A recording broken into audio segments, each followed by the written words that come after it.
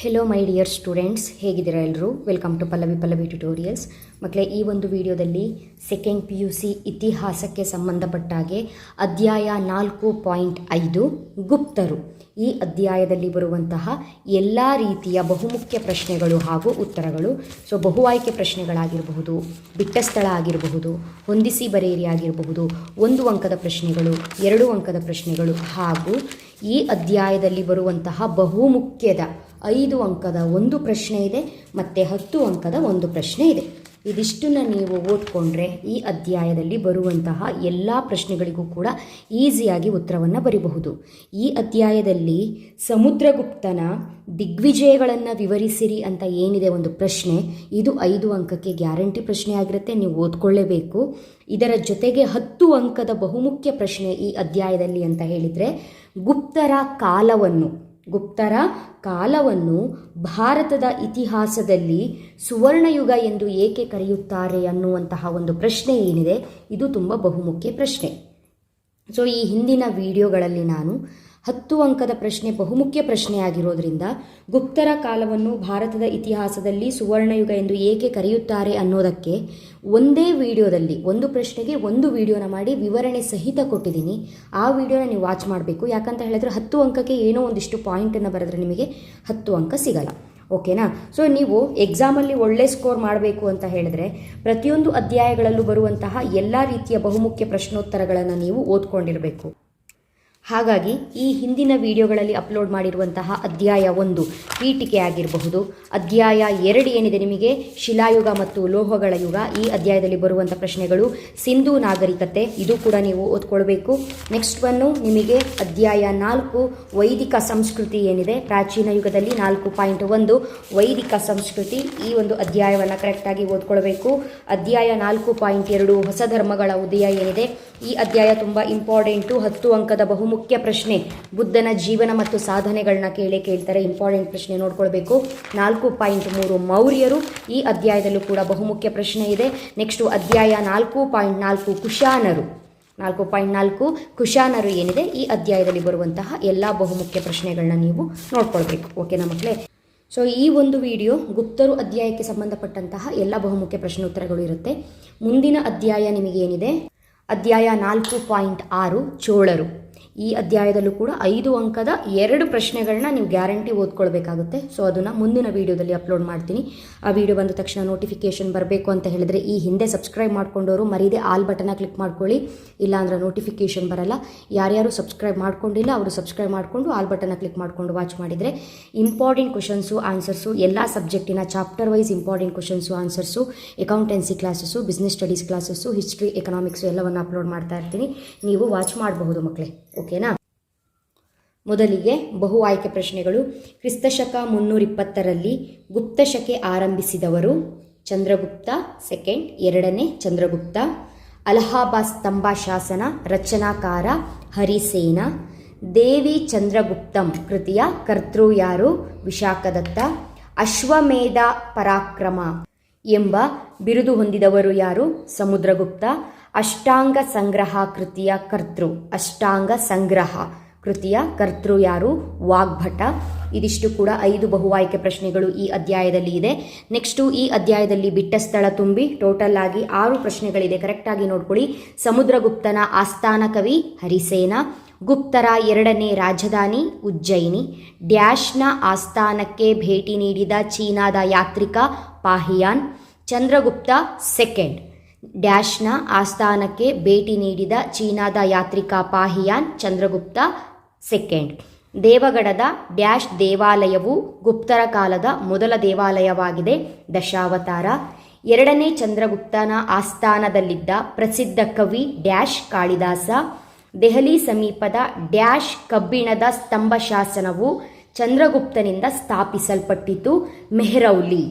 Next ಈ ಅಧ್ಯಾಯದಲ್ಲಿ 3 ಕಾಲಾನುಕ್ರಮದ ಪ್ರಶ್ನೆಗಳಿದೆ. Total ಆಗಿ ನಿಮಗೆ ಕಾಲಾನುಕ್ರಮ 5 ಪ್ರಶ್ನೆಯನ್ನು ಕೇಳ್ತಾರಲ್ವಾ, ಆ 5ರಲ್ಲಿ ಒಂದು ಪಾಯಿಂಟು ಈ ಅಧ್ಯಾಯದಲ್ಲೂ ಬರಬಹುದು. ಯಾವ ಪಾಯಿಂಟನ್ನು ತಗೊಳ್ಬಹುದು ಅಂತ ಹೇಳಿದ್ರೆ ಇದು 3ರಲ್ಲಿ ಯಾವುದಾದ್ರೂ ಒಂದು ಪಾಯಿಂಟನ್ನು ತಗೊಳ್ತಾರೆ. 2ನೇ ಚಂದ್ರಗುಪ್ತ, ಗುಪ್ತ ಶಕೆ, ಸಮುದ್ರಗುಪ್ತನ ಆಳ್ವಿಕೆ ಅಂತ ಇದೆ. ಮೊದಲು ಶುರುವಾಗುವುದು ಗುಪ್ತ ಶಕೆ ಕ್ರಿಸ್ತಶಕ 320, ಸಮುದ್ರಗುಪ್ತನ ಆಳ್ವಿಕೆ ಕ್ರಿಸ್ತಶಕ 335ರಿಂದ 375, ಎರಡನೇ ಚಂದ್ರಗುಪ್ತ ಕ್ರಿಸ್ತಶಕ 375ರಿಂದ 415. ನೆಕ್ಸ್ಟು ಹೊಂದಿಸಿ ಬರೆಯಿರಿ. ಈ ಅಧ್ಯಾಯದಲ್ಲಿ ಶ್ರೀಗುಪ್ತ ಗುಪ್ತ ವಂಶದ ಸ್ಥಾಪಕ, ಹರಿಸೇನ ಅಲಹಾಬಾದ್ ಸ್ತಂಭ ಶಾಸನ, ಪಾಹಿಯಾನ್ ಗೋಕೋಕಿ, ರಾಜಶೇಖರ ಕಾವ್ಯ ಮೀಮಾಂಸೆ, ಕಾಳಿದಾಸ ಭಾರತದ ಶೇಕ್ಸ್ಪಿಯರ್, ವಿಶಾಖದತ್ತ ಮುದ್ರಾ ರಾಕ್ಷಸ. ನೆಕ್ಸ್ಟ್ ಮಕ್ಕಳೇ, ಈ ಅಧ್ಯಾಯದ 1 ಅಂಕದ ಬಹುಮುಖ್ಯ ಪ್ರಶ್ನೆಗಳು ಕರೆಕ್ಟಾಗಿ ನೋಡ್ಕೊಳ್ಳಿ. ಗುಪ್ತ ಸಂತತಿಯ ಸ್ಥಾಪಕ ಯಾರು? ಶ್ರೀಗುಪ್ತ. ಗುಪ್ತ ಶಕೆ ಯಾವಾಗ ಆರಂಭವಾಯಿತು? ಕ್ರಿಸ್ತಶಕ 320. ಅಲಹಾಬಾದ್ ಸ್ತಂಭ ಶಾಸನವನ್ನು ರಚಿಸಿದವರು ಯಾರು? ಹರಿಸೇನ. ಸಮುದ್ರಗುಪ್ತನ ದಿಗ್ವಿಜಯಗಳನ್ನು ತಿಳಿಸುವ ಶಾಸನ ಯಾವುದು? ಅಲಹಾಬಾದ್ ಸ್ತಂಭ ಶಾಸನ. ಕಾವ್ಯ ಮೀಮಾಂಸೆಯ ಕರ್ತೃ ಯಾರು? ರಾಜಶೇಖರ. ಗುಪ್ತ ವಂಶದ ಶ್ರೇಷ್ಠ ದೊರೆ ಯಾರು? ಸಮುದ್ರಗುಪ್ತ. ಗುಪ್ತರ ಯಾವ ಅರಸನು ಅಶ್ವಮೇಧ ಯಾಗವನ್ನು ನೆರವೇರಿಸಿದನು? ಸಮುದ್ರಗುಪ್ತ. ಕವಿರಾಜ ಎಂಬ ಬಿರುದನ್ನು ಹೊಂದಿದವರು ಯಾರು? ಸಮುದ್ರಗುಪ್ತ. ಶಾಕುಂತಲವನ್ನು ಬರೆದವರು ಯಾರು? ಕಾಳಿದಾಸ. ಆರ್ಯಭಟೀಯವನ್ನು ಬರೆದವರು ಯಾರು? ಆರ್ಯಭಟ. ವಿಕ್ರಮಾದಿತ್ಯ ಎಂಬ ಬಿರುದನ್ನು ಹೊಂದಿದವರು ಯಾರು? ಚಂದ್ರಗುಪ್ತ ಸೆಕೆಂಡ್, ಎರಡನೇ ಚಂದ್ರಗುಪ್ತ. ಅಮರಕೋಶವನ್ನು ಬರೆದವರು ಯಾರು? ಅಮರಸಿಂಹ. ಬೃಹತ್ ಸಂಹಿತೆಯನ್ನು ಬರೆದವರು ಯಾರು? ವರಹಾಮಿಹಿರ. ಗೋಕೋಕಿಯನ್ನು ಬರೆದವರು ಯಾರು? ಪಾಹಿಯಾನ್. ನೆಕ್ಸ್ಟು ಕಿರತಾರ್ಜುನೀಯಂ ದ ಲೇಖಕನನ್ನು ಹೆಸರಿಸಿ. ಕಿರತಾರ್ಜುನೀಯಂ ದ ಲೇಖಕನನ್ನು ಹೆಸರಿಸಿ. ಭಾರವಿ. ಭಾರತದ ವೈದ್ಯಶಾಸ್ತ್ರದ ಪಿತಾಮಹನೆಂದು ಯಾರನ್ನು ಕರೆಯಲಾಗಿದೆ? ಧನ್ವಂತ್ರಿ. ಗುಪ್ತರ ಕಾಲದ ಕಬ್ಬಿಣ ಸ್ತಂಭ ಕಂಡುಬಂದಿರುವುದು ಎಲ್ಲಿ? ಮೆಹ್ರೌಲಿ, ದೆಹಲಿ ಸಮೀಪ. ನೆಕ್ಸ್ಟು ಈ ಅಧ್ಯಾಯದ 2 ಅಂಕದ ಬಹುಮುಖ್ಯ ಪ್ರಶ್ನೆಗಳು. ಗುಪ್ತರ 2 ರಾಜಧಾನಿಗಳು ಯಾವುವು? ಪಾಟಲಿಪುತ್ರ, ಉಜ್ಜಯಿನಿ. ಸಮುದ್ರಗುಪ್ತನ ದಿಗ್ವಿಜಯಗಳನ್ನು ವಿವರಿಸುವ ಶಾಸನ ಯಾವುದು? ಅದನ್ನು ಯಾರು ರಚಿಸಿದರು? ಸಮುದ್ರಗುಪ್ತನ ದಿಗ್ವಿಜಯಗಳನ್ನು ವಿವರಿಸುವ ಶಾಸನ ಅಲಹಾಬಾದ್ ಸ್ತಂಭ ಶಾಸನ. ಅದನ್ನು ರಚಿಸಿದವರು ಹರಿಸೇನ. ಗುಪ್ತರ ಕಾಲದ 2 ಕವಿಗಳನ್ನು ಹೆಸರಿಸಿ. 2 ಕವಿಗಳು ಕಾಳಿದಾಸ, ವಿಶಾಖದತ್ತ, ಭಾರವಿ, ದಂಡಿ, ಶೂದ್ರಕ. ಯಾರಾದರೂ 2 ಹೆಸರನ್ನ ಬರೆದ್ರೆ ಸಾಕು. ಮುಂದಿನ ಪ್ರಶ್ನೆ, ಕಾಳಿದಾಸನ ಯಾವುದಾದರೂ 2 ಕೃತಿಗಳನ್ನು ತಿಳಿಸಿ. ಶಾಕುಂತಲ, ಕುಮಾರಸಂಭವ, ರಘುವಂಶ, ಮಾಳವಿಕಾಗ್ನಿಮಿತ್ರ. ಪಾಹಿಯಾನ್ ಯಾರು? ಅವನು ಏಕೆ ಭಾರತಕ್ಕೆ ಬಂದನು? ಪಾಹಿಯಾನ್ ಚೀನಿ ಯಾತ್ರಿಕ. ಬೌದ್ಧ ಧರ್ಮದ ತತ್ವಗಳನ್ನು ಅಧ್ಯಯನ ಮಾಡುವ ಸಲುವಾಗಿ ಭಾರತಕ್ಕೆ ಬಂದನು. ಗುಪ್ತರ ಇತಿಹಾಸ ತಿಳಿಯಲು ಸಹಾಯಕವಾಗಿರುವ ಯಾವುದಾದರೂ 2 ಮೂಲಾಧಾರಗಳನ್ನು ಹೆಸರಿಸಿ. ಅಲಹಾಬಾದ್ ಸ್ತಂಭ ಶಾಸನ, ಕಾಳಿದಾಸನ ಕೃತಿಗಳು. ಸಮುದ್ರಗುಪ್ತನಿಂದ ಸೋಲಿಸಲ್ಪಟ್ಟ ಯಾರಾದರೂ 2 ಉತ್ತರ ಭಾರತದ ರಾಜರುಗಳನ್ನು ಹೆಸರಿಸಿ. ಉತ್ತರ ಭಾರತದ ದಂಡಯಾತ್ರೆಯನ್ನ ಮಾಡುವಾಗ ಉತ್ತರ ಭಾರತದ ರಾಜರುಗಳನ್ನ ಸಮುದ್ರಗುಪ್ತನು ಸೋಲಿಸಿರ್ತಾನೆ. ಅವರು ಯಾರು ಅನ್ನೋದನ್ನ ಬರಿಬೇಕು. 9 ರಾಜರುಗಳು ಇದ್ದಾರೆ, ಕರೆಕ್ಟಾಗಿ ನೋಡ್ಕೊಂಡಿರ್ಬೇಕು. 5 ಅಂಕಕ್ಕೂ ಕೂಡ ಇಂಪಾರ್ಟೆಂಟು. ನಂದಿನ್, ಬಾಲವರ್ಮ, ನಂದಿವರ್ಮ, ಚಂದ್ರವರ್ಮನ್, ನಾಗದತ್ತ, ನಾಗಸೇನ, ಅಚ್ಯುತ, ಮಾತಿಲ, ರುದ್ರದೇವ, ಗಣಪತಿ ನಾಗ. ಯಾವುದಾದ್ರೂ 2 ಹೆಸರನ್ನ ಬರೆದ್ರೆ ಸಾಕು 2 ಅಂಕಕ್ಕೆ ಕೇಳಿದಾಗ. ನಂದಿನ್, ನಂದಿವರ್ಮ, ನಾಗದತ್ತ, ಮಾತಿಲ, ರುದ್ರದೇವ, ಗಣಪತಿ ನಾಗ, ಬಾಲವರ್ಮ, ಚಂದ್ರವರ್ಮನ್, ನಾಗಸೇನ, ಅಚ್ಯುತ. ಓಕೆನಾ? ಸಮುದ್ರಗುಪ್ತನಿಂದ ಸೋಲಿಸಲ್ಪಟ್ಟ ಯಾರಾದರೂ 2 ದಕ್ಷಿಣ ಭಾರತದ ರಾಜರುಗಳನ್ನು ಹೆಸರಿಸಿ. ಕೋಸಲದ ಮಹೇಂದ್ರ, ಪಿಸ್ತಪುರದ ಮಹೇಂದ್ರ, ಮಹಾಕಾಂತಾರದ ವ್ಯಾಘ್ರರಾಜ, ಆಮುಕ್ತದ ನೀಲರಾಜ, ಕೊಟ್ಟೂರದ ಸ್ವಾಮಿದತ್ತ. ದಕ್ಷಿಣ ಭಾರತದ ರಾಜರುಗಳು ಟೋಟಲ್ ಆಗಿ 12 ರಾಜರುಗಳನ್ನು ಸಮುದ್ರಗುಪ್ತನು ಸೋಲಿಸಿರ್ತಾನೆ. ಹಾಗಾಗಿ 12 ರಾಜರುಗಳನ್ನು ನೀವು ಓದ್ಕೊಂಡಿರ್ತೀರಿ. ಅದರಲ್ಲಿ 2 ಅಂಕಕ್ಕೆ ಕೇಳಿದಾಗ ಯಾವುದಾದ್ರೂ 2 ಪಾಯಿಂಟನ್ನು ಬರೆದ್ರೆ ಸಾಕು ಮಕ್ಕಳೇ. ನೆಕ್ಸ್ಟು ಗುಪ್ತರ ಕಾಲದ ಯಾವುದಾದರೂ 2 ಹೆಸರಾಂತ ವಿಶ್ವವಿದ್ಯಾನಿಲಯಗಳನ್ನು ಹೆಸರಿಸಿ. ತಕ್ಷಶಿಲಾ, ನಳಂದ, ಅಜಂತ, ಸಾರಾನಾಥ. ವರಹಾಮಿಹಿರನ ಯಾವುದಾದರೂ 2 ಕೃತಿಗಳನ್ನು ಹೆಸರಿಸಿ. ಪಂಚಸಿದ್ಧಾಂತಿಕ, ಬೃಹತ್ ಜಾತಕ, ಲಘು ಜಾತಕ. ಗುಪ್ತರ ಕಾಲದ ಯಾವುದಾದರೂ 2 ವಾಸ್ತುಶಿಲ್ಪದ ಕೇಂದ್ರಗಳನ್ನು ಹೆಸರಿಸಿ. ದೇವಗಢ, ಉದಯಗಿರಿ, ಪಾಟ್ನಾ, ಬನಾರಸ್, ಮಥುರಾ. ಯಾವುದಾದ್ರೂ 2 ಬರೆದ್ರೆ ಸಾಕು. ನೆಕ್ಸ್ಟು 5 ಅಂಕದ ಬಹುಮುಖ್ಯ ಪ್ರಶ್ನೆ, ಸಮುದ್ರಗುಪ್ತನ ದಿಗ್ವಿಜಯಗಳನ್ನು ವಿವರಿಸಿರಿ. ಆನ್ಸರ್ನ ಬರೆಯುವಾಗ, ಸಮುದ್ರಗುಪ್ತನು ಗುಪ್ತ ಸಂತತಿಯ ಪ್ರಸಿದ್ಧ ರಾಜ. ಸಮುದ್ರಗುಪ್ತನ ದಂಡನಾಯಕ ಹಾಗೂ ಆಸ್ಥಾನ ಕವಿ ಹರಿಸೇನನು ರಚಿಸಿರುವ ಅಲಹಾಬಾದ್ ಸ್ತಂಭ ಶಾಸನವು ಸಮುದ್ರಗುಪ್ತನ ದಿಗ್ವಿಜಯಗಳನ್ನು 4 ಭಾಗಗಳಾಗಿ ವಿಂಗಡಿಸಿದೆ. ಅವುಗಳೆಂದರೆ ಉತ್ತರ ಭಾರತದ ದಂಡಯಾತ್ರೆ, ದಕ್ಷಿಣ ಭಾರತದ ದಂಡಯಾತ್ರೆ, ಅರಣ್ಯ ರಾಜ್ಯಗಳ ಆಕ್ರಮಣ, ಗಡಿ ರಾಜ್ಯಗಳ ಆಕ್ರಮಣ. ಮೊದಲನೇದಾಗಿ ಉತ್ತರ ಭಾರತದ ದಂಡಯಾತ್ರೆ ಅಂತ ಹೇಳಿದರೆ, ಈತನು ತನ್ನ ಅಧಿಕಾರದ ಆರಂಭದಲ್ಲಿ ಉತ್ತರ ಭಾರತದ ದಂಡಯಾತ್ರೆಯಲ್ಲಿ 9 ಜನ ಅರಸರನ್ನು ಸೋಲಿಸಿದನು ಮತ್ತು ಅವುಗಳನ್ನು ತನ್ನ ಸಾಮ್ರಾಜ್ಯದಲ್ಲಿ ಸೇರಿಸಿಕೊಂಡನು. ಇದನ್ನು ದಿಗ್ವಿಜಯ ನೀತಿ ಎಂದು ಕರೆಯಲಾಗಿದೆ. 9 ಅರಸರೆಂದರೆ ನಂದಿನ್, ನಂದಿವರ್ಮ, ಬಾಲವರ್ಮ, ಚಂದ್ರವರ್ಮನ್, ನಾಗದತ್ತ, ನಾಗಸೇನ, ಗಣಪತಿ ನಾಗ, ಅಚ್ಯುತ, ಮಾತಿಲ, ರುದ್ರದೇವ. ದಕ್ಷಿಣ ಭಾರತದ ದಂಡಯಾತ್ರೆ ಅಂತ ಹೇಳಿದರೆ ಸಮುದ್ರಗುಪ್ತನು ದಕ್ಷಿಣದ ದಂಡಯಾತ್ರೆಯಲ್ಲಿ 12 ಜನ ಅರಸರನ್ನು ಸೋಲಿಸಿದನು. ಆದರೆ ಅವರ ರಾಜ್ಯವನ್ನು ಅವರಿಗೇ ಹಿಂತಿರುಗಿಸಿ ಕೇವಲ ಕಪ್ಪ ಕಾಣಿಕೆಗಳನ್ನು ಮಾತ್ರ ಪಡೆದನು. ಈ ನೀತಿಯನ್ನು ಧರ್ಮ ವಿಜಯ ಎಂದು ಕರೆಯಲಾಗಿದೆ. ದಕ್ಷಿಣದಲ್ಲಿ ಸೋತ 12 ರಾಜರುಗಳೆಂದರೆ ಕೋಸಲದ ಮಹೇಂದ್ರ, ಕೌರಾಲದ ಮಂಟರಾಜ, ಕೊಟ್ಟೂರದ ಸ್ವಾಮಿದತ್ತ, ಆಮುಕ್ತದ ನೀಲರಾಜ, ದೇವರಾಷ್ಟ್ರದ ಕುಬೇರ, ಮಹಾಕಾಂತಾರದ ವ್ಯಾಘ್ರರಾಜ, ಪಿಸ್ತಪುರದ ಮಹೇಂದ್ರ, ಯರಾಂಡಪಲ್ಲಿಯ ದಮನ, ವೆಂಗಿಯ ಹಸ್ತಿವರ್ಮನ್, ಗಲಕ್ಕಾಡದ ಉಗ್ರಸೇನ, ಕಂಚಿಯ ವಿಷ್ಣುಗೋಪ, ಕುಸ್ತಲಾಪುರದ ಧನಂಜಯ. ಇವರಿಷ್ಟು ಜನ ಕೂಡ 12 ಅರಸರು. ಇವರನ್ನ ಸಮುದ್ರಗುಪ್ತನು ದಕ್ಷಿಣ ಭಾರತದ ದಂಡಯಾತ್ರೆಯಲ್ಲಿ ಸೋಲಿಸಿರ್ತಾನೆ. ಮುಂದಿನ ಪಾಯಿಂಟು, 3ನೇ ಪಾಯಿಂಟು, ಅರಣ್ಯ ರಾಜ್ಯಗಳ ಆಕ್ರಮಣ. ಮಧ್ಯ ಭಾರತದ ಅರಣ್ಯ ರಾಜ್ಯಗಳಾದ ಜಬ್ಬಲ್ಪುರ, ರೇವಾ, ನಾಗಪುರ, ಬಾಘೇಲ ಖಂಡಗಳನ್ನು ಆಕ್ರಮಿಸಿಕೊಂಡ. ಗಡಿ ರಾಜ್ಯಗಳ ಆಕ್ರಮಣ 4ನೇ ಪಾಯಿಂಟ್ ಅಂತ ಹೇಳಿದರೆ, ಗಡಿ ರಾಜ್ಯಗಳಾದ ಕಾಮರೂಪ, ಬಂಗಾಳದ ಸಮತಟ, ಪಂಜಾಬಿನ ಕರ್ತ್ರಿಪುರ ಮತ್ತು ರೋಹಿಲ ಖಂಡಗಳನ್ನು ಜಯಿಸಿದನು. ಈ ದಿಗ್ವಿಜಯಗಳ ನಂತರ ವಿಜಯದ ನೆನಪಾರ್ಥವಾಗಿ ಸಮುದ್ರಗುಪ್ತ ಅಶ್ವಮೇಧ ಯಾಗವನ್ನು ಕೈಗೊಂಡನು ಹಾಗೂ ಅಶ್ವಮೇಧ ಪರಾಕ್ರಮ ಎಂಬ ಬಿರುದು ಪಡೆದನಲ್ಲದೆ ಅಶ್ವಮೇಧದ ಚಿತ್ರವನ್ನುಳ್ಳ ಚಿನ್ನದ ನಾಣ್ಯವನ್ನು ಹೊರಡಿಸಿದನು.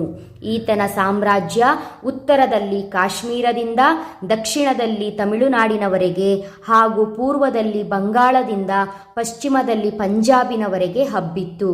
ಸಮುದ್ರಗುಪ್ತ ಕೇವಲ ದಿಗ್ವಿಜಯಿ ಮಾತ್ರವಾಗಿರದೆ ಅವನೊಬ್ಬ ಸಂಗೀತಗಾರ, ಕವಿ, ವಿದ್ವಾಂಸ ಮತ್ತು ಸಾಹಿತ್ಯ ಪೋಷಕನಾಗಿದ್ದು ಕವಿರಾಜ ಎಂಬ ಬಿರುದನ್ನು ಪಡೆದಿದ್ದನು. ನೆಕ್ಸ್ಟು ಈ ಅಧ್ಯಾಯದಲ್ಲಿ, ಗುಪ್ತರು ಅಧ್ಯಾಯದಲ್ಲಿ 10 ಅಂಕದ ಬಹುಮುಖ್ಯ ಪ್ರಶ್ನೆ ಒಂದು ಎಕ್ಸಾಮಿಗೆ ಕೇಳುವಂಥದ್ದು. ಗುಪ್ತರ ಕಾಲವನ್ನು ಭಾರತದ ಇತಿಹಾಸದಲ್ಲಿ ಸುವರ್ಣಯುಗ ಎಂದು ಏಕೆ ಕರೆಯುತ್ತಾರೆ? ಸೊ ಈ ಹಿಂದಿನ ಕ್ಲಾಸ್ಗಳನ್ನ ಮಾಡುವಾಗ, ನಿಮ್ಮ ಸೀನಿಯರ್ಸ್ಗಳಿಗೆ ಕ್ಲಾಸನ್ನು ಮಾಡುವಾಗ ಈ ಒಂದು ಅಧ್ಯಾಯದ ಪ್ರಶ್ನೆಯಲ್ಲಿ ಈ ಪ್ರಶ್ನೆಯನ್ನು ನಾನು ವಿವರಣೆ ಸಹಿತ ಕೊಟ್ಟಿದ್ದೀನಿ. ಅದರ ಲಿಂಕು ಡಿಸ್ಕ್ರಿಪ್ಷನಲ್ಲಿ ಸಿಗುತ್ತೆ, ಕರೆಕ್ಟಾಗಿ ನೋಡ್ಕೊಳ್ಬೇಕು. 10 ಅಂಕಕ್ಕೆ ಆಗಿರೋದ್ರಿಂದ ಶ್ರೀಗುಪ್ತನು ಗುಪ್ತ ಸಂತತಿಯ ಸ್ಥಾಪಕ. ಸಮುದ್ರಗುಪ್ತನನ್ನು ಕವಿರಾಜ ಎಂದು ಕರೆಯಲಾಗುತ್ತಿತ್ತು. ಕಾಳಿದಾಸನು ಗುಪ್ತರ ಕಾಲದ ಪ್ರಸಿದ್ಧ ಕವಿಯಾಗಿದ್ದನು. ಪಾಹಿಯಾನ್ ಇವರ ಕಾಲದಲ್ಲಿ ಬಂದ ಚೀನಿ ಯಾತ್ರಿಕ. ಈ ಪಾಯಿಂಟ್ಗಳನ್ನ ಕವರ್ ಮಾಡಲೇಬೇಕು, ನೆನ್ಪಿಟ್ಕೊಳ್ಳಿ. ಭಾರತೀಯ ಇತಿಹಾಸದಲ್ಲಿ ಗುಪ್ತರ ಕಾಲವು ಸರ್ವಾಂಗೀಣ ಅಭಿವೃದ್ಧಿಯಿಂದಾಗಿ ಸುವರ್ಣಯುಗ ಎಂದೆನಿಸಿಕೊಂಡಿದೆ. ಕಾರಣ ಏನು ಅಂತ ಹೇಳಿದ್ರೆ ಹಿಂದೂ ಧರ್ಮದ ಪುನರುತ್ಥಾನ. ಹಿಂದೂ ಧರ್ಮದ ಪುನರುತ್ಥಾನ ಅಂತ ಹೇಳಿದ್ರೆ ಗುಪ್ತರ ಆಳ್ವಿಕೆಯ ಕಾಲದ ಪೂರ್ವದಲ್ಲಿ ಅಥವಾ ಗುಪ್ತರ ಆಳ್ವಿಕೆಯ ಪೂರ್ವದಲ್ಲಿ ಏನಾಗಿತ್ತು, ಜೈನ ಧರ್ಮ ಮತ್ತು ಬೌದ್ಧ ಧರ್ಮದ ಪ್ರಭಾವದಿಂದಾಗಿ ಹಿಂದೂ ಧರ್ಮ ತನ್ನ ಪ್ರಭಾವವನ್ನು ಕಳೆದುಕೊಂಡಿತ್ತು. ಅಂಥ ಸಮಯದಲ್ಲಿ ಗುಪ್ತರ ಕಾಲದಲ್ಲಿ ಹಿಂದೂ ಧರ್ಮದಲ್ಲಿ ಪುನರುತ್ಥಾನವಾಯಿತು. ಗುಪ್ತರು ಹಿಂದೂ ಧರ್ಮದ ಅನುಯಾಯಿಗಳಾಗಿದ್ದರು. ಅದರ ಜೊತೆಗೆ ಜೈನ ಮತ್ತು ಬೌದ್ಧ ಧರ್ಮದ ಏಳಿಗೆ ಕೂಡ ಮಾಡಿದ್ರು. ಇವರ ಕಾಲದಲ್ಲಿ ವಿಷ್ಣು, ಶಿವ ಮತ್ತು ದುರ್ಗಾ ಆರಾಧನೆ ಇತ್ತು. ಹಲವು ವಿಧಿವಿಧಾನಗಳನ್ನು ಅವರು ನೆರವೇರಿಸ್ತಾ ಇದ್ರು. ಅಶ್ವಮೇಧ ಆಗಿರಬಹುದು, ಕೆಲವೊಂದು ಯಜ್ಞ ಯಾಗಗಳಾಗಿರಬಹುದು, ಕೆಲವೊಂದು ಆಚರಣೆಗಳು ಪ್ರಮುಖವಾಗಿ ಇದ್ವು. ಈ ಒಂದು ಕಾಲದಲ್ಲಿ ಅಂದರೆ ಗುಪ್ತರ ಕಾಲದಲ್ಲಿ ವಿಷ್ಣು ದೇವಾಲಯಗಳನ್ನು ಆದಷ್ಟು ಹೆಚ್ಚು ದೇವಾಲಯಗಳನ್ನು ನಿರ್ಮಾಣ ಮಾಡಿದ್ರು. ನೆಕ್ಸ್ಟು ಈ ಒಂದು ಯುಗದಲ್ಲಿ ಶಿಕ್ಷಣ, 2ನೇ ಪಾಯಿಂಟು, ಶಿಕ್ಷಣ ಮಹತ್ವ ಹೇಗಿತ್ತು ಅಂತ ಹೇಳಿದರೆ ರಾಜರೇ ಸ್ವತಃ ವಿದ್ವಾಂಸರುಗಳಾಗಿದ್ದರು.